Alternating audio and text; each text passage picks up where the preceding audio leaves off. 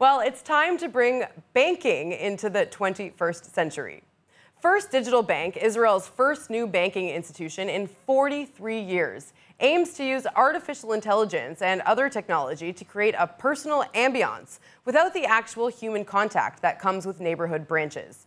The bank will initially operate on a pilot basis with a limited clientele and eventually expand to serve the general public at the end of the year. But those interested can already sign up for the waiting list. Now let's speak to Vili Abraham, a consumer behavior and economy expert. Thank you, Vili, for joining us.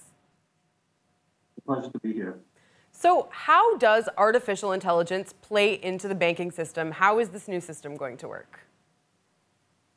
All right, well, it has a major role as far as security is concerned, because today hacking is a serious problem, especially now in the Corona era where people are using digital services and it's become so prevalent.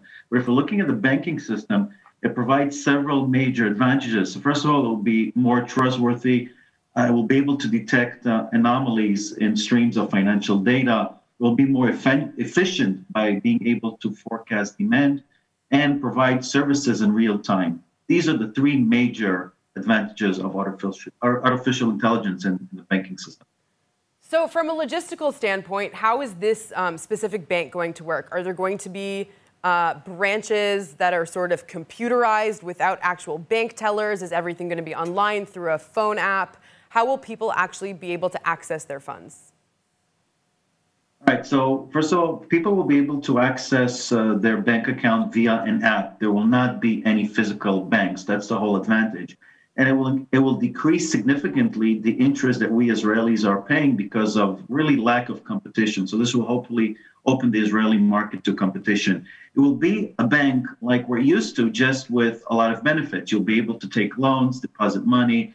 You'll be able to get a credit card associated with your account. Eventually, you'll be able even to take a mortgage.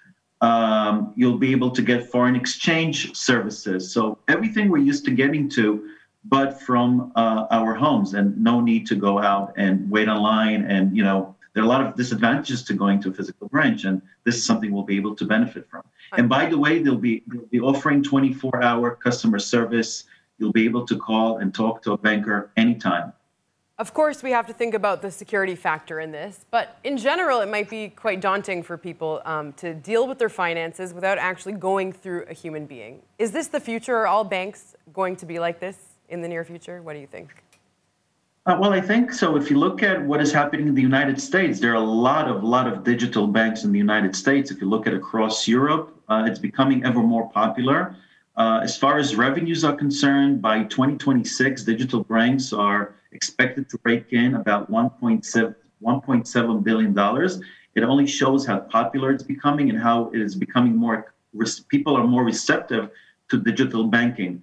I think that once Israelis understand how much they can benefit regarding the interest rates that we're paying now, we're paying very high interest rates, especially if you are, a private individual, not a business owner.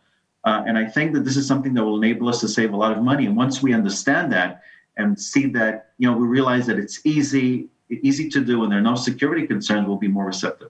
Well, most of us might have to wait until the end of the year to find out. Vili Abraham, thank you so much for being with us today. It was a pleasure.